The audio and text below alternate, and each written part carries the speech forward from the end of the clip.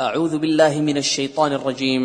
ومن آياته أن خلق لكم من أنفسكم أزواجا لتسكنوا إليها وجعل بينكم مودة ورحمة إن في ذلك لآيات لقوم يتفكرون. اور اس کی نشانیوں میں سے ہے کہ تمہاری جن سے بیویاں پیدا کیں تاکہ تم ان سے آرام پاؤ. اس نے تمہارے درمیان محبت اور ہمدردی قائم کر دی. یقیناً غور و فکر کرنے والوں کے لیے اس میں بہت سی نشانیاں ہیں. لہذا میں علمی استفادے کی خاطر سب سے پہلے دعوت دیتا ہوں فضیلت الشیخ دکتور سعید احمد صاحب عمری مدنی حفظہ اللہ کو کہ وہ آئیں اور اپنے بیان سے ہمیں مستفید فرمائیں. السلام علیکم ورحمۃ اللہ وبرکاتہ. الحمد للہ رب العالمین والصلاة والسلام علی نبینا محمد وعلی آلہ وصحبہ اجمعین. قال اللہ تبارک وتعالی فی القرآن المجید فاعوذ باللہ من الشیطان الرجیم وَأَنْكِحُوا الْأَيَامَ مِنْكُمْ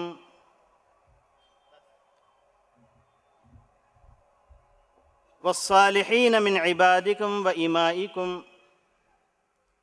إِنْ يَكُونُوا فُقَرَاءَ يُغْنِهِمُ اللَّهُ مِنْ فَضْلِهِ وَاللَّهُ وَاسِعٌ عَلِيمٌ. وَلْيَسْتَعْفِفِ الَّذِينَ لَا يَجِدُونَ نِكَاحًا حَتَّى يُغْنِهِمُ اللَّهُ مِنْ فَضْلِهِ. محترم علماء کرام، بزرگان ملت، اسلامی نوجوانوں، معزز اور مکرم اسلامی ماں اور بہنوں، آج ہم تمام کے لیے خوشی کا دن ہے، شادی کا دن ہے، شادمانی کا دن ہے. آج ایسے موقع پر جبکہ یہاں عمائدین ملت، علماء کرام، نوجوانان اسلام، خواتین عظام سب کے سب جمع ہیں،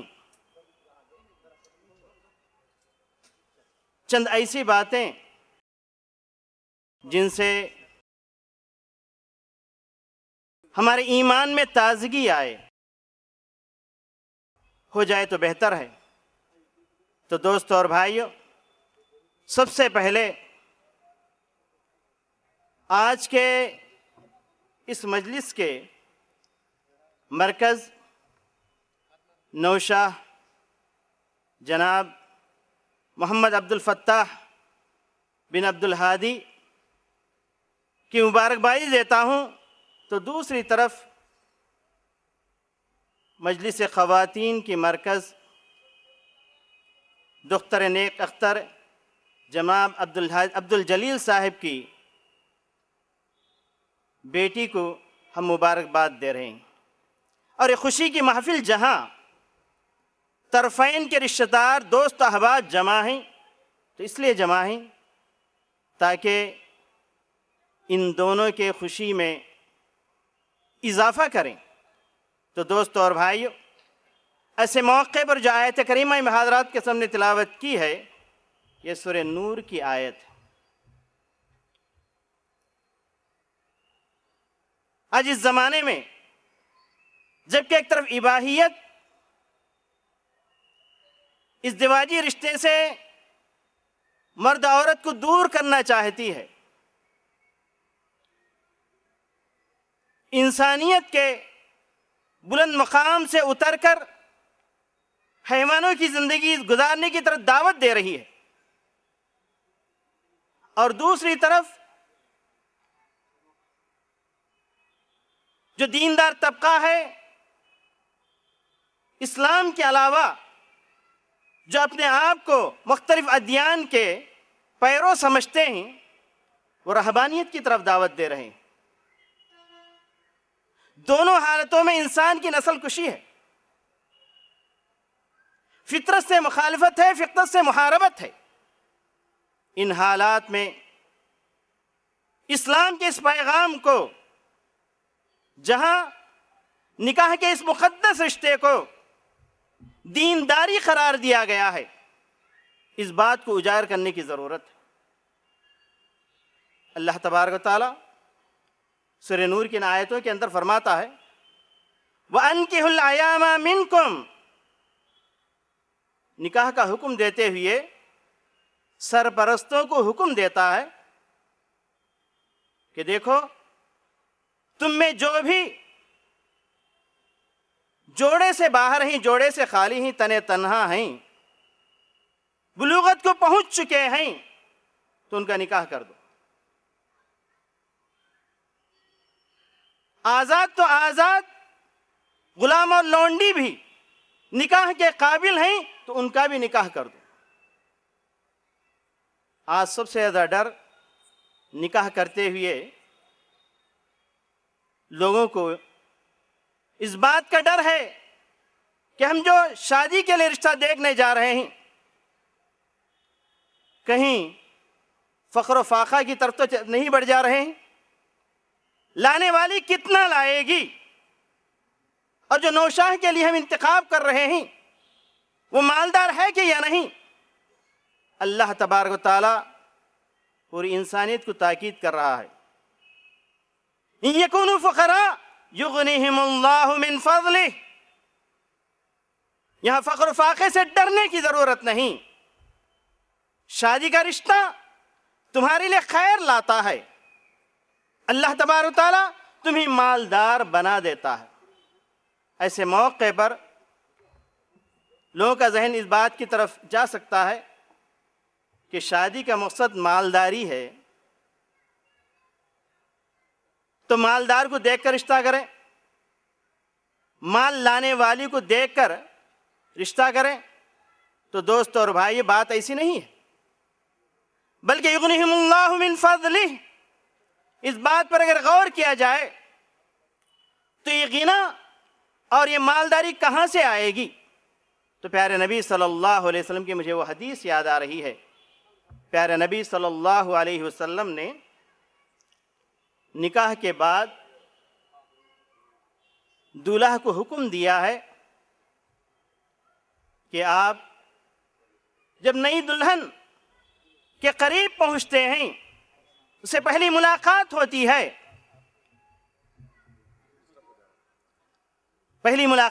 ہے، تو اس کے پیشانی کے بال پکڑ کر دعا کرنے کا حکم آیا ہے۔ اللہم انی اسألک خیرہا وخیر ما جبلت علیہ، اللہم انی اعوذ بک من شرہا وشر ما جبلت علیہ۔ یہاں ہے مالداری، آنے والی اپنی تقدیر لے کر آتی ہے، تو یہاں پر نوشا کو حکم ملا ہے کہ آنے والی کے سر کے بال پکڑ کر آپ یہ دعا پڑھیں، اے پروردگار عالم، یہ جو نئی نویلی دلہن میرے گھر آئی ہے، جو بھلائیاں اس کی تقدیر میں لکھی ہوئی ہیں، جن بھلائیوں پر تو نے اس کو پیدا کیا ہے، وہ ساری بھلائیاں میرے دامن میں لیا۔ اے پروردگار عالم، یہ نئی نویلی دلہن جو میرے نکاح میں آئی ہے، اگر یہ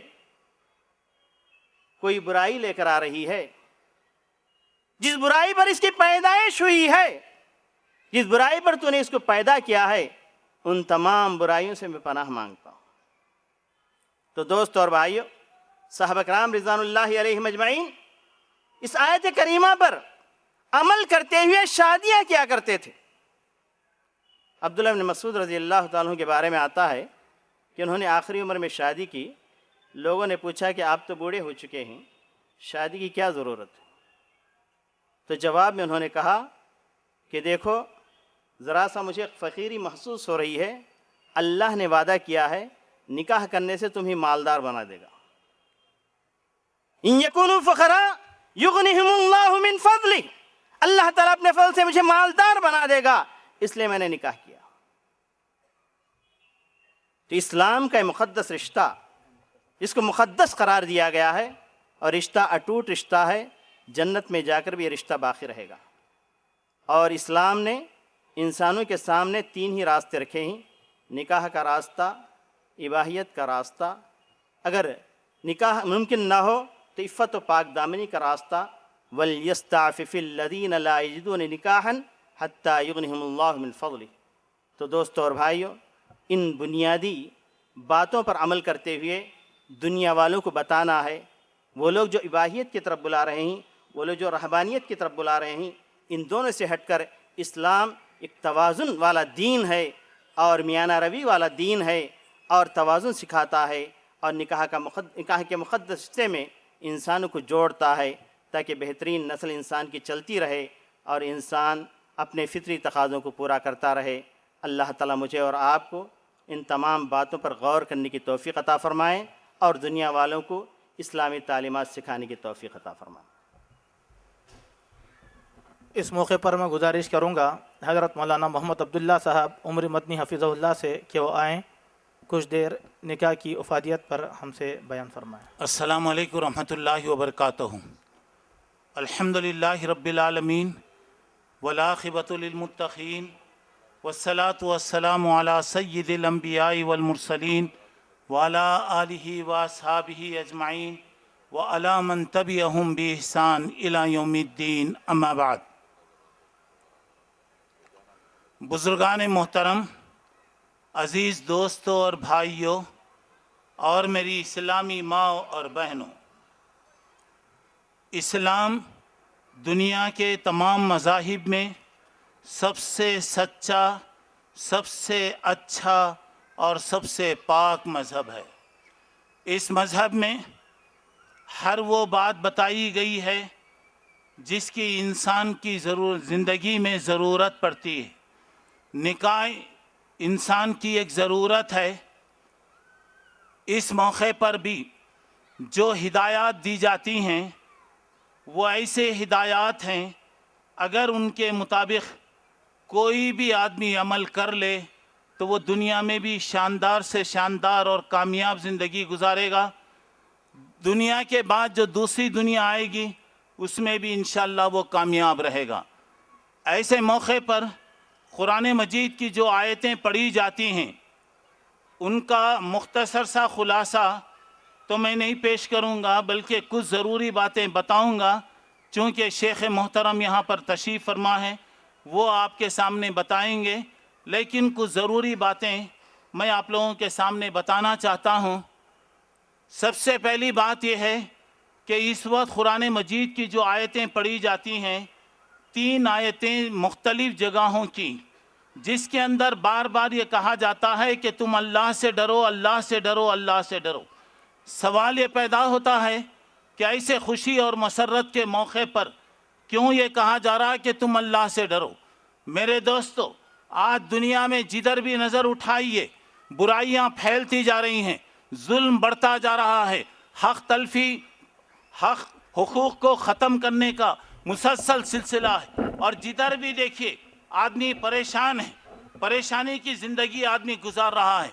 अगर हम संजीदगी से गौर करें आखिर ये दुनिया में परेशानी के असबाब क्या हैं, कहने वाले 50 सबब आपके सामने बताएंगे, लेकिन हम एक मुसलमान होने के एतबार से अगर गौर करें तो हमें मालूम होता है कि आज हमारे दिलों में या तो अल्लाह का डर बिल्कुल ख़त्म हो गया है या हमारे दिलों में अल्लाह का डर है लेकिन परसेंटेज कम हो गया है। क्योंकि अल्लाह का डर अगर इंसान के दिल में आ जाए तो कोई अपनी आँखों से गलत चीज़ नहीं देख सकता, अपनी नाक से गलत चीज़ सूंघ नहीं सकता, अपनी ज़ुबान से गलत बात नहीं कर सकता, अपने कानों से गुनाहों की चीज़ें नहीं सुन सकता, अपने हाथ से किसी का हक नहीं मार सकता, हक तलफी नहीं कर सकता, जुल्म नहीं कर सकता, नाजायज़ कमा नहीं सकता, नाजायज़ धंधे नहीं कर सकता, अपने पैरों से ऐसी जगह चलकर नहीं जाएगा जहाँ जाने से अल्लाह नाराज़ होता है। अल्लाह का डर अगर आ जाए, अल्लाह का वादा है कि अल्लाह से डरने वाले कामयाब रहेंगे। दुनिया की कोई کوئی طاقت انہیں ناکام نہیں کر سکتی، نامراد نہیں کر سکتی. اور اللہ سے ڈرنے والوں کے ساتھ اللہ کی رحمت ہے، اللہ کی مدد ہے، اور اللہ تعالیٰ غیب سے ان کے لیے راستے کھولتا چلا جائے گا. تو نئی زندگی میں قدم رکھنے والے دلہا اور دلہن کو جو بات بتائی جاتی ہے کہ تم اللہ سے ڈر کر زندگی کرو. دوسری بات یہ ہے، دلہا کو یہ بات بتائی جاتی ہے کہ دیکھو تم پر پہلے سے تمہارے باپ کا حق ہے، تمہاری ماں کا حق ہے، تمہارے بھائیوں کا حق ہے، تمہاری بہنوں کا حق ہے، تمہارے رشتہ داروں کا حق ہے. آج تم پر ایک نیا حق آ رہا ہے، وہ تمہاری بیوی کا حق ہے. ایسا نہیں ہونا کہ بیوی آنے کے بعد ماں کو، باپ کو، دوستوں کو، رشتہ داروں کو چھوڑ دو. یہ بات بھی غلط ہے، یہ بات بھی نہیں ہونا چاہیے. ماں کی محبت، باپ کی محبت اور دوستوں کی محبت پہ آنے والی پر تم ظلم کرو. اللہ کے نبی صلی اللہ علیہ وسلم نے فرمایا تم میں اچھا آدمی وہ ہے جو اپنی بیوی کے پاس اچھا رہے. لوگ سمجھتے ہیں بڑے لوگوں کے ساتھ رہیں، اچھے کپڑے پہن کر پھریں. لوگ کہتے ہیں کتنا اچھا آدمی ہے، رائل فیملی کا آدمی ہے، کیسے زندگی وہ کر رہا ہے. دیکھیے اللہ تعالیٰ کے پاس وہ آدمی اچھا نہیں ہے. اچھا آدمی وہ ہے جو اپنی بیوی کے پاس اچھا رہے. اللہ کے نبی صلی اللہ علیہ وسلم نے فرمایا میں کئی بیویوں کا شوہر ہوں اور میں تمام کے پاس سب سے زیادہ بہتر ہوں. دوسری بات یہ بتائی جا رہی ہے کہ ہم مسلمان ہیں، ہمیں اللہ اس کے رسول کے بتائے ہوئے طریقے کے مطابق زندگی کرنا ہے. اور اللہ کہہ رہا ہے کہ کوشش یہ کرو کہ دنیا سے جاؤ تو اس حالت میں جاؤ کہ تمہاری موت اسلام کی حالت میں آئے.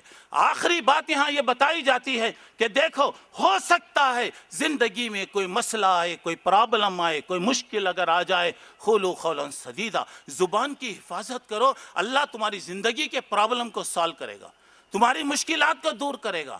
اور جو اللہ اس کے رسول کی فرمانبرداری کرے گا وہ دنیا میں بھی اچھا، آخرت میں بھی اچھا رہے گا. تو میں یہاں ایک بات بتانا چاہتا ہوں، قدرت کے عجیب انتظامات ہوتے ہیں، اللہ کے فیصلے عجیب ہوتے ہیں. ذرا غور کیجئے، کہاں حیدرآباد، کہاں لندن، دونوں کا فاصلہ دیکھیے. اللہ تعالیٰ رشتوں کو کیسے جوڑتا ہے ذرا اندازہ لگائیے. اور یقین مانیے یہ رشتہ جو طے پایا ہے، اللہ کے نبی نے فرمایا تنکح المرأۃ لاربع، ایک عورت کا سلیکشن 4 چیزوں کو دیکھ کر کیا جاتا ہے. مال کو دیکھ کر کیا جاتا ہے، حسن کو دیکھ کر کیا جاتا ہے، حسب و نسب کو دیکھ کر کیا جاتا ہے، دین کو دیکھ کر کیا جاتا ہے.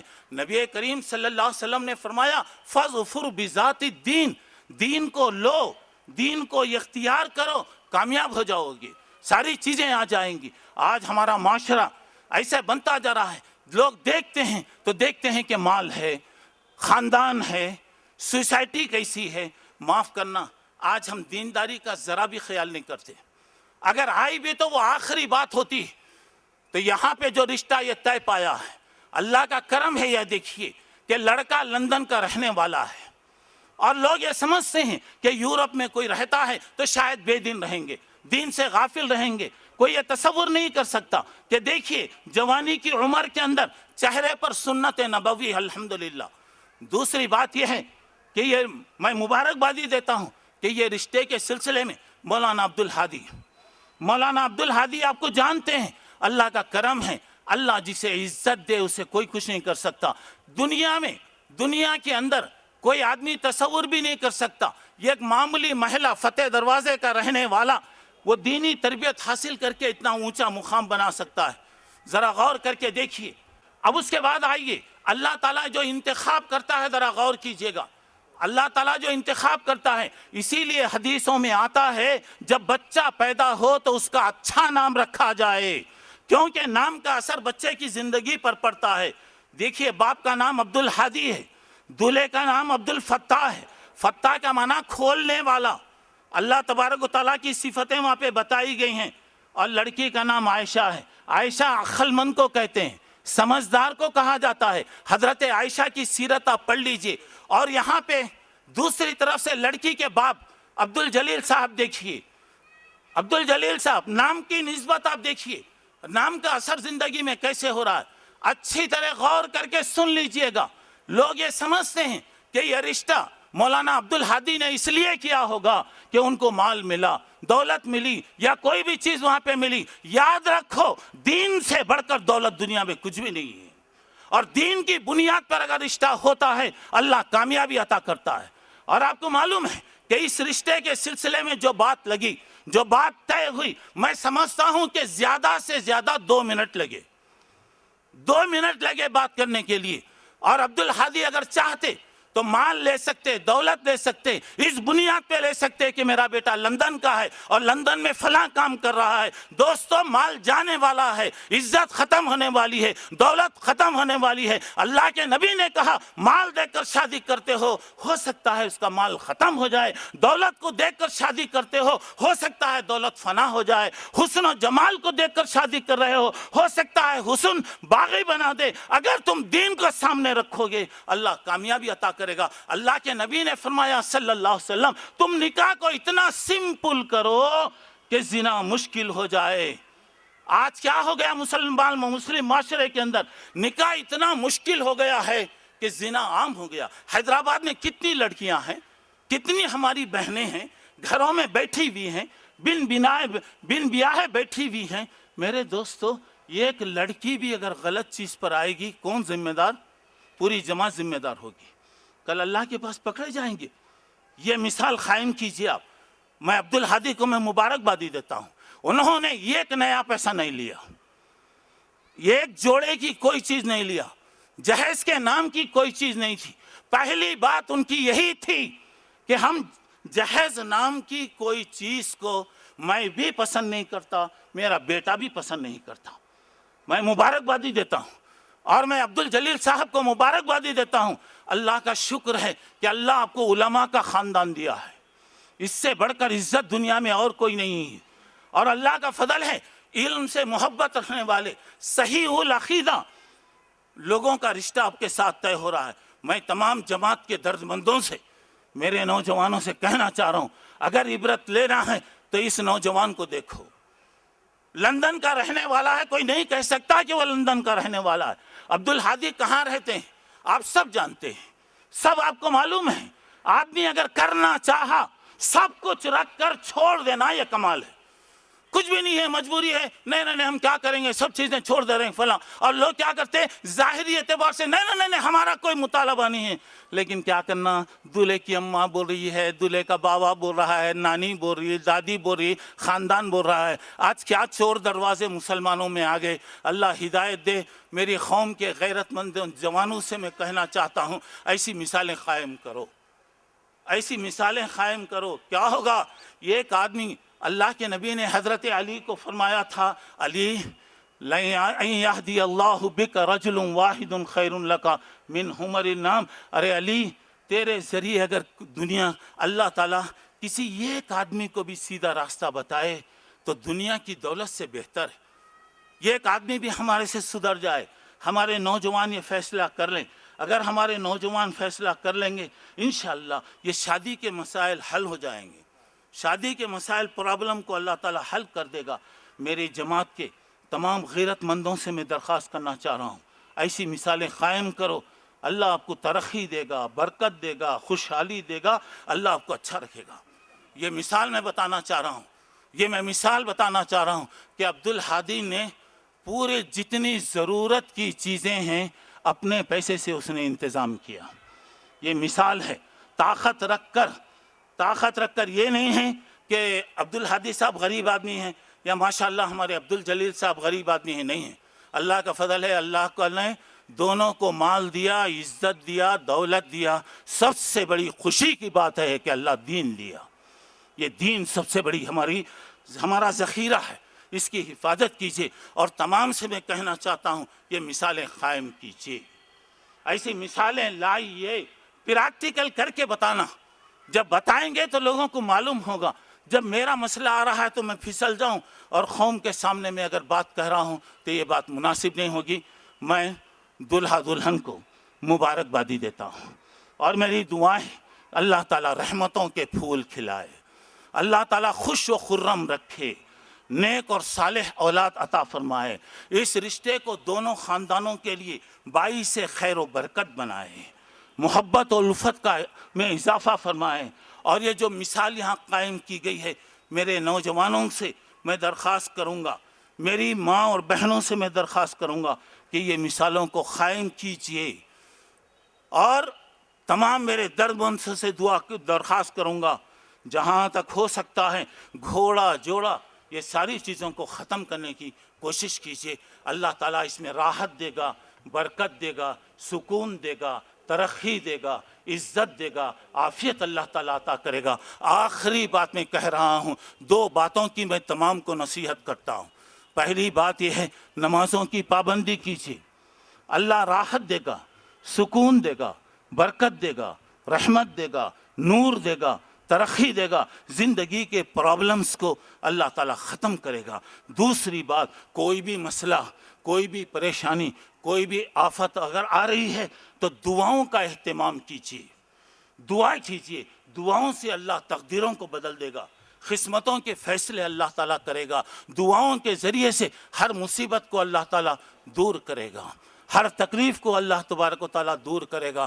تو بہرحال میں یہی بات بتانا چاہ رہا تھا کہ ایسی مثالیں قائم کیجیے. اللہ تعالیٰ تمام کو جزائے خیر عطا فرمائے اور نئی زندگی میں قدم رکھنے والے دلہا دلہن کی زندگیوں میں اللہ رحمتوں کے پھول کھلائے. آمین. وآخر دعوانا ان الحمدللہ رب العالمین. السلام علیکم رحمۃ اللہ وبرکاتہ.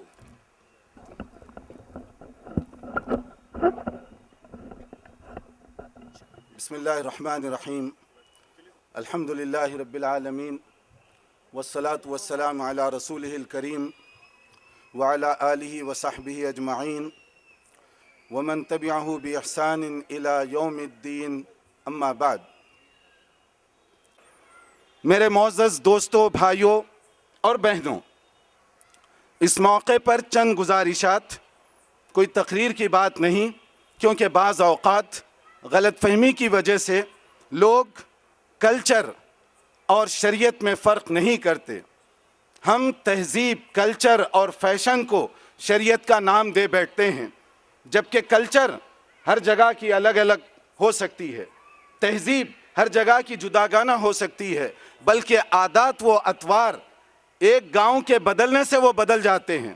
جبکہ اسلامی شریعت یہ آفاقی ہے، تمام دنیا کے لوگوں کے لیے، چاہے اس کی زبان کوئی بھی ہو، اس کا بیک گراؤنڈ کچھ بھی ہو، سب کے لیے اسلام سوئیٹیبل ہے.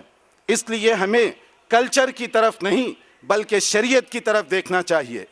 ہمارے بہت ہی معزز اسکالر جو بہت طویل سفر کر کے بڑی مقدس جگہ سے، روئے زمین کی سب سے مقدس جگہ مکہ مکرمہ، اور وہاں بھی حرم مکی، جو لوگ حج کے لیے، عمرے کے لیے گئے ہیں وہ جانتے ہیں کہ جو طواف کا علاقہ ہے، جہاں طواف کیا جاتا ہے کعبۃ اللہ کا، شیخ محترم کی وہاں پر کرسی ہے جہاں آپ سے دنیا بھر کے لوگ فیض پاتے ہیں. اور وہاں کی ایک بہت ہی اہم یونیورسٹی ام القریٰ یونیورسٹی کے اندر آپ پروفیسر ہیں.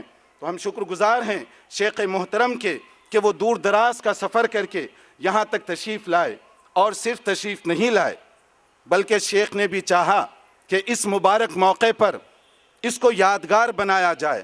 اور یادگار تبلیغ، دعوت اسلام کے صحیح پرچار کے ذریعے، اس کے لیے شیخ نے کہا کہ صرف خطبہ نکاح پڑھوں گا نہیں، بلکہ کتاب تیار کر کے شیخ صاحب نے یہاں پر فراہم کی ہے تاکہ آپ کی خدمت میں یہ کتاب بطور تحفے کے پیش کی جائے جو شادی کے مسائل وغیرہ سے متعلق ہے. دراصل غلط فہمی کی وجہ سے ہم یہ سمجھ بیٹھے کہ شریعت اور تہذیب، روایات اور کلچر شاید ایک ہی چیز ہے. نہیں، ہمیں دونوں میں فرق کرنا چاہیے. اسی فرق کو سامنے رکھتے ہوئے 2-3 جو باتیں ہیں کہ یہاں قاضی صاحب جو گواہوں کو بھیجتے ہیں دلہن سے اجازت لینے کے لیے، یہ کوئی خانہ پوری نہیں، یہ فارمیلٹیز نہیں، بلکہ اسلام نے بیٹی کو بھی حق دیا ہے کہ اگر وہ چاہے تو لاسٹ مومنٹ پر بھی اپنی رائے بدل سکتی ہے. اور فورس میرج، جبری نکاح کا اسلام میں کوئی تصور نہیں رکھا گیا. یہ اسلام کی پاکیزگی ہے کہ جن کو زندگی گزارنی ہے ان کی بھی مرضی معلوم کی جاتی ہے، اور جو بڑے بزرگ ہیں خاندان کے ولی، ان کی بھی اجازت لی جاتی ہے تاکہ جنہیں زندگی گزارنی ہے ان کی بھی مرضی ہو، اور جو فیملی کے بڑے اور بزرگ ہیں ان کی دعائیں بھی شامل حال رہیں. دوسری چیز، مہر کے بارے میں غلط فہمی پائی جاتی ہے. مہر کیا ہے؟ مہر خانہ پوری کا نام نہیں مہر دکھاوے کی چیز نہیں، بلکہ مہر دراصل یہ اعلان ہے کہ آج سے، اس مومنٹ سے لڑکی کی جو مالی ذمہ داریاں ہیں وہ لڑکا اپنے اوپر لے رہا ہے۔ اس کو ظاہر کرنے کے لیے یہ ایک مہر رکھا گیا تاکہ اس میں لڑکی کی عزت، احترام اور آنر بھی باقی رہے۔ تیسری جو چیز اس میں سمجھنے کی ہے جہیز کے بارے میں، جیسے مولانا محمد عبداللہ عمری مدنی وہ فرما رہے تھے جہیز کے حوالے سے، میں ایک بات کی وہاں وضاحت اس لیے کرنا چاہتا ہوں کہ ہم چاہتے ہیں کہ یہ مثالیں پریکٹیکلی ہم عام کریں۔ اس کے لیے میں اس کا ذکر کرنا چاہوں گا کہ جب تاریخ طے کی جا رہی تھی تو میں نے لڑکی کے والد جناب محترم سید عبدالجلیل صاحب حفظہ اللہ، ان سے جب میں نے کہا کہ میرا ایک مطالبہ ہے، اور وہ مطالبہ یہ ہے کہ اگر آپ جہیز کے نام پر کوئی چیز بھی دیں گے یا دینے کا آپ نے ارادہ کیا ہے تو نہ میں اس کو قبول کروں گا نہ میرا بیٹا اس کو قبول کرے گا۔ دلہے کا یہ کام ہے کہ وہ یہ ساری چیزوں کا انتظام کرے۔ میں نے کہا کہ کمرے کے اندر کی بھی جو چیزیں ہیں، حتیٰ کہ مسیری پلنگ وغیرہ، مجھ سے کچھ ساتھی مذاق بھی کر رہے تھے کہ تم بیٹی کی شادی کر رہے ہو یا بیٹے کی، یہ ساری چیزیں تم کیوں خرید رہے ہو؟ تو میں نے کہا یہی میں پیغام دینا چاہتا ہوں کہ یہ سب لڑکے کی ذمہ داری ہے کہ یہ خریدے، نہ کہ لڑکی کی ذمہ داری۔ اس کے لیے میں نے اس کا ذکر کیا کہ یہ ہم مثال دینا چاہتے ہیں کہ لوگوں کو چاہیے کہ جو شریعت کی چیز ہے اس کو قبول کریں، ورنہ آپ بتائیے کہ میرا بیٹا وہ ساری دلہن کی چیزوں کو استعمال کرے تو اس کی مردانگیت، اس کی غیرت یہ کہاں چلی جاتی ہے؟ یہ شریعت نے اس کی اجازت اس طرح سے نہیں دی کہ والدین پر جبر کر کے تم ان سے جہیز قبول کرو۔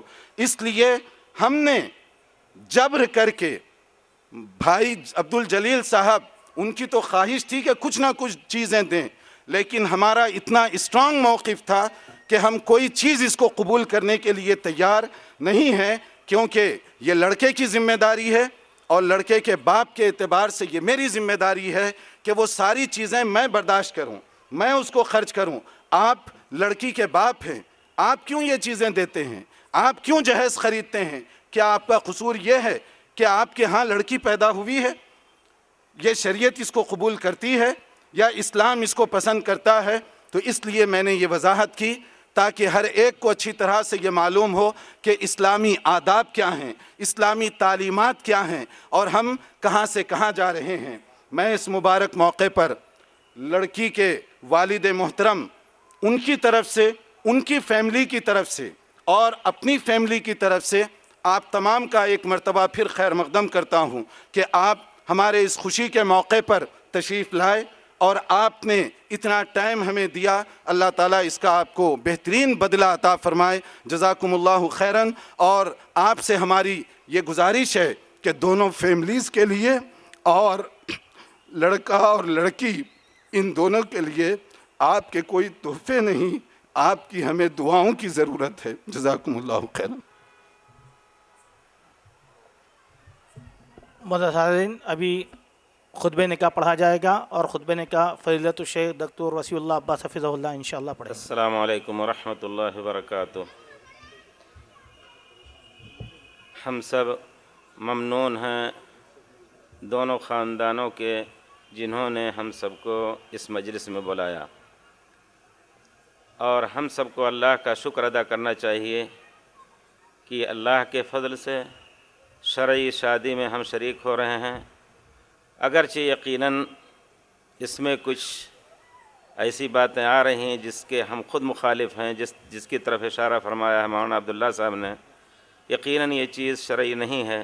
فوٹو کے بارے میں شرعی موقف یہ ہے کہ ضرورت کے تحت واجب بھی ہو سکتا ہے۔ اگر آپ کو حج کرنے کے لیے پاسپورٹ لینا ہے یا کسی اور کام سے، تو اگر آپ فوٹو نہ لیں اور کہیں کہ نہیں حج ہم نہ کریں گے فوٹو نہ لے کر کے، تو گناہ گار ہوں گے۔ لیکن عام حالات میں فوٹو کو رکھنا، فوٹو کو لٹکانا، فوٹو سے زینت لینا، یہ سب یقیناً غیر شرعی ہیں۔ اللہ تعالی ہم سب کو معاف کرے۔ رہ گئی بات کچھ جس چیز کی طرف اشارہ کیا انہوں نے، ہم سب اس میں کبھی کبھی مجبور ہوتے ہیں، اللہ تعالی ہم سب کو معاف کرے۔ جہیز سے متعلق ہمارے بزرگوں نے جزاہم اللہ خیر جو بات کہی، ہمارے محترم دوست مولانا محمد عبدالہادی جو نوشہ کے والد ہیں الحمدللہ، ان کا موقف بہت ہی مبارک ہے۔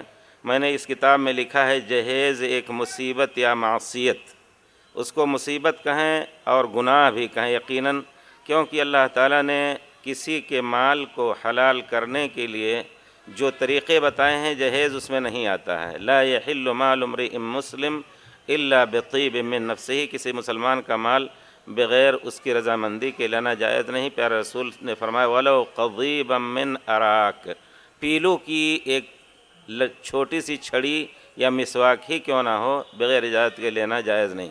تو زبردستی جو کچھ کیا جاتا ہے اس نام سے یقیناً یہ غیر شرعی ہے۔ ہم مسلمانوں کو چاہیے کہ اپنے دین کی طرف لوٹ کر کے اور اپنی میجارٹی، اپنے مجتمع اور اپنے معاشرے کو اسلامی شکل میں ڈھال کر کے اور ایک دوسرے کو سے ہم محبت کریں، دوسرے کو ہم آرام پہنچائیں، امن دیں، اور اسلام کے قوانین ہی میں پوری دنیا کو امن کا سہارا مل سکتا ہے، یقیناً اس میں کوئی شک نہیں۔ اللہ تعالیٰ جزائے خیر دے، اللہ تعالیٰ مبارک کرے اس شادی کو، اور ہماری دعا ہے کہ اللہ تعالیٰ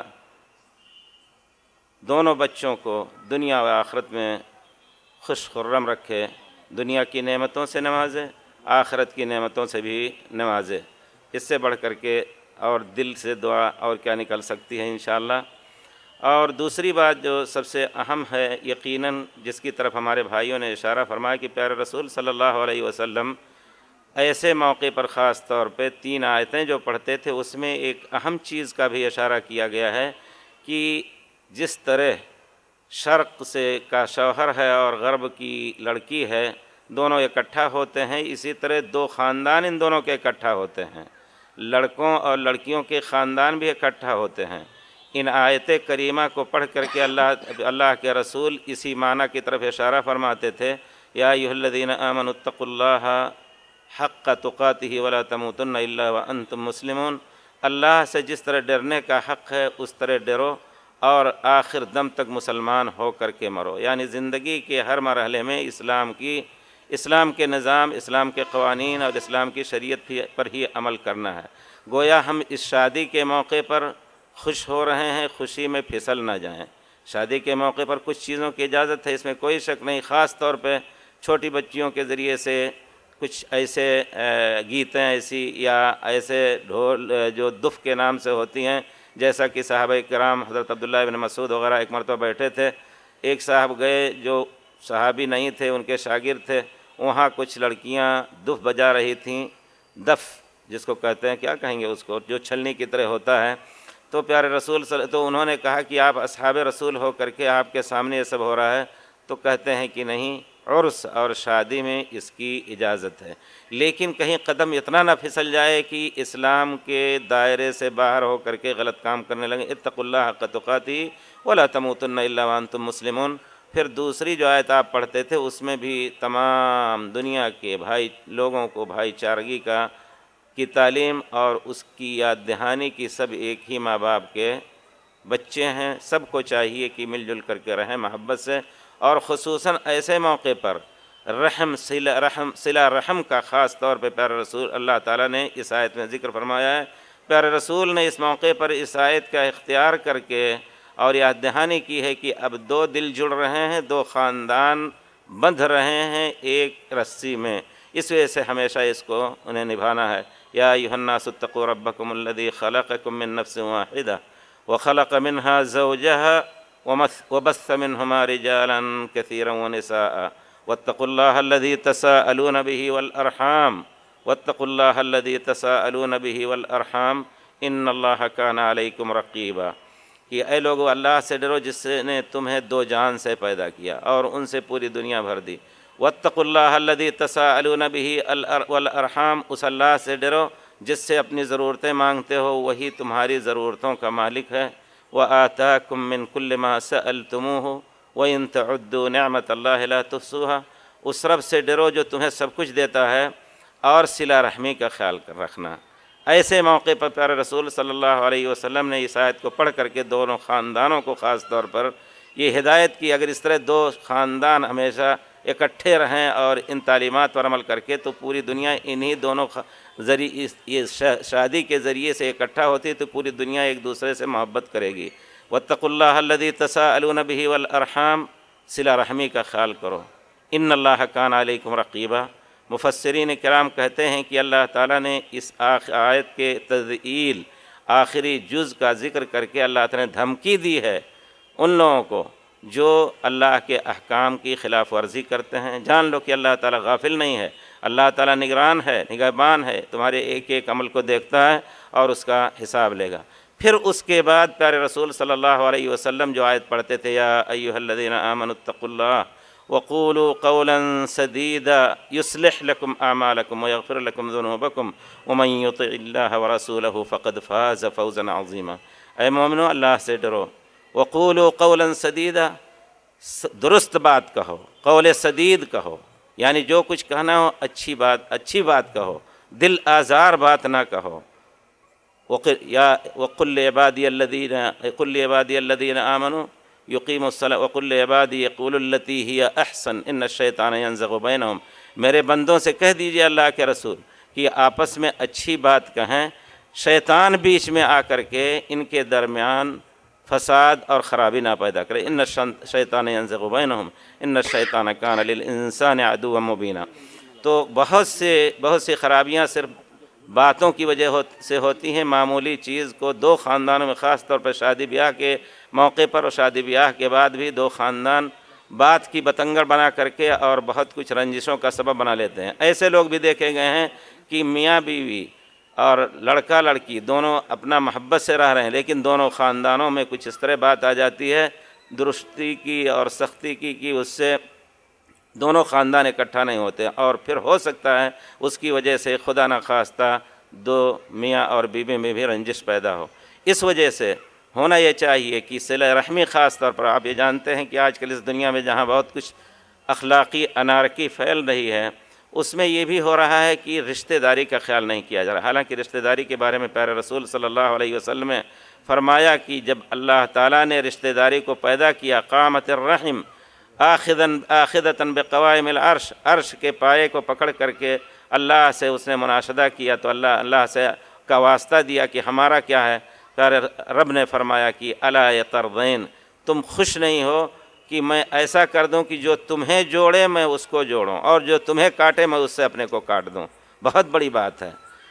اللہ تعالی ہم سب کو توفیق دے کہ ایک دوسرے، یہ بھی ایک حق ہے یقیناً، حق حقوق، اور پیارے رسول کے زمانے میں اس قسم کے خاص طور پہ شادی اور بیاہ کے ذریعے سے جو خاندان اکٹھا ہوتے تھے، ان کا بہت کچھ احترام ہوا کرتا تھا۔ آپ جانیں گے کہ خود جنگ حنین کے موقع پر بہت سے لوگ جو حضرت حلیمہ سعدیہ نبی کریم صلی اللہ علیہ وسلم کی رضائی ماں کے خاندان کے تھے، صرف اس وجہ سے وہ الحمدللہ ان کو آزاد کر دیا گیا۔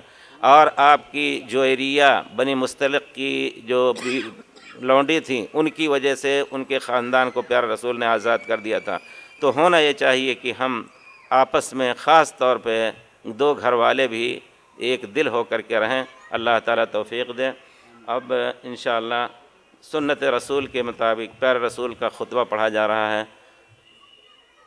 ان الحمد للہ نحمدہ ونستعینہ ونستغفرہ ونعوذ باللہ من شرور انفسنا ومن سیئات اعمالنا من يهده الله فلا مضل له ومن يضلل فلا هادي له واشهد ان لا اله الا الله وحده لا شريك له واشهد ان محمدا عبده ورسوله اما بعد فان خير الحديث كتاب الله اما بعد يا ايها الذين امنوا اتقوا الله حق تقاته ولا تموتن الا وانتم مسلمون يا ايها الناس اتقوا ربكم الذي خلقكم من نفس واحده وخلق منها زوجها وبث منهما رجالا كثيرا ونساء واتقوا الله الذي تساءلون به والأرحام إن الله كان عليكم رقيبا يا أيها الذين آمنوا اتقوا الله وقولوا قولا سديدا يصلح لكم أعمالكم ويغفر لكم ذنوبكم